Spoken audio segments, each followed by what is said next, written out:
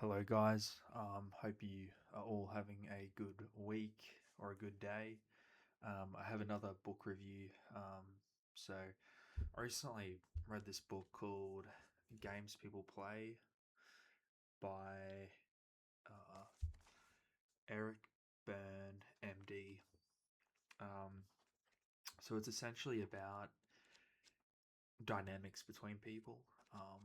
There's a few different categories like dynamics in the workplace, dynamics in friendships, and dynamics in relationships.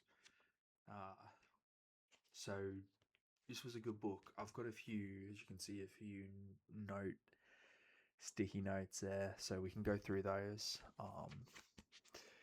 If for those of you who just want a quick summary, I'd give this book a 7 out of 10. You know what? I'm gonna be a bit harsh, a 6 out of 10, and that's just purely my opinion, just because I don't know, it's a bit boring, but I guess it's not meant to be an entertainment book. It's more of a learning book. So what do I have here? Inverse manners. So let me just read out a line just for the sake of it.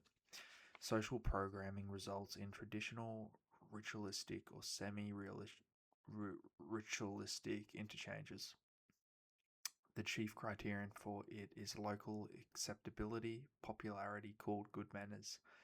Parents in all parts of the world teach their children manners, which means that they know the proper greeting, eating, courting, and mourning rituals, and also know how to carry on topical conversations with appropriate strictures and reinforcements. Uh, these reinforcements constitute tact or diplomacy, some of which are universal and some are local. Uh, Belching at meals or asking for another man's wife are each encouraged or forbidden by local tradition, and indeed there is a high degree of inverse correlation between these particular transactions. Uh, Usually in localities where people belch at meals, it is unwise to ask after the womenfolk. In localities where people are asking after women, it is unwise to belch at meals. Usually form rituals precede semi-ritualistic topic conversations, and the latter may be distinguished by calling them pastimes.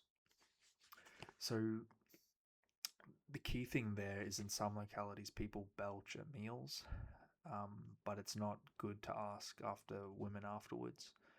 And in some localities where people are asking for women, it is unwise to belch at meals. I'll be honest, that went over my head, but I highlighted it because I thought it was important. What does belch mean? Let me just going off the riff here. Emit noisily through the mouth. Okay. So you're kind of just saying it maybe a little bit obnoxiously. It would be good to find some examples of that. So if you're in the comments, if you want to search up any examples of inverse manners across cultures, that could be something. Maybe refer to the book, because I'm not sure if this concept is well known. Another thing in this book, it talks about the parent, the adult, and the child. So there's three ways people act. It's through being a child, or being an adult, or being a parent. So that includes being mature, immature, impulsive, rational, all of those things. So there's kind of three simplified ways people act, and that's got to do with ego, and your psychological conditions. I've just realized I don't have much storage on my computer, so I might go through these a bit quicker.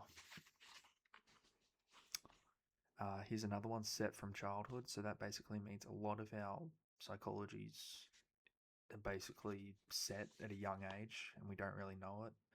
So we're a lot like our younger selves. We're more like our younger selves than we think we are.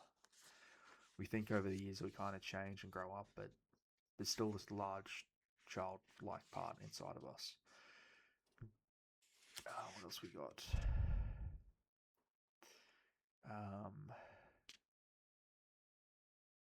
An interesting sidelight is that White's choice of premise independent of his intellectual capacity or apparent sophistication. Thus, a man who had held some responsibility positions in the foreign service of his country told an audience that another country was inferior because, among other things, the men wore jackets with sleeves that were too long. In his adult ego state, this man was quite competent. Only when playing parental games like Blemish would he mention such irrelevancies. I'll be honest, that went over my head. Okay. There's more to it. I just don't know if we want to dig too deeply in it. Here's one that all of us will know. So, the book's titled The Games We Play. This is a game a lot of people play. Is why don't you do this? So if you're in a conversation and you're talking about a problem you have, maybe you say, "Oh, coffee's too expensive" or something, and then the other person you're talking to says, "Oh, why don't you make coffee at home? It's cheaper." Then they say, "Oh, then I have to make the coffee myself." And then the other person will say, "Oh, but why don't you get someone else to make it for you?" Then they say, "Oh, who's going to make it for me?" And it just keeps going on and on of why don't you? And then the person with the problem says, "Yeah, but I can't." That's a very common problem. I'm pretty sure all of us have seen that before. What else? Professional versus amateurs.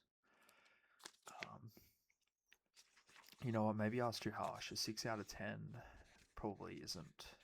It's a bit harsh. But guys, there is a little bit more to this book. I might leave it at that because I might run out of storage soon. But overall, guys, a good, decent book. I'd recommend it. It's only small. Like, you can see how thin it is. So yeah, don't stress about it too much. I think it's pretty cheap. I think I got it for like, look on here, it says 10, what's that, 10 euros or 10 pounds down the bottom, so not much at all. But yeah, guys, I hope you did enjoy that. Let me know if you have read this. I probably missed a few things. I think it's one of those books I might reread in a couple years just to see if I pick up anything. But yeah, guys, 7 out of 10, 6 out of 10 was a bit harsh. So I'll see you guys in the next one.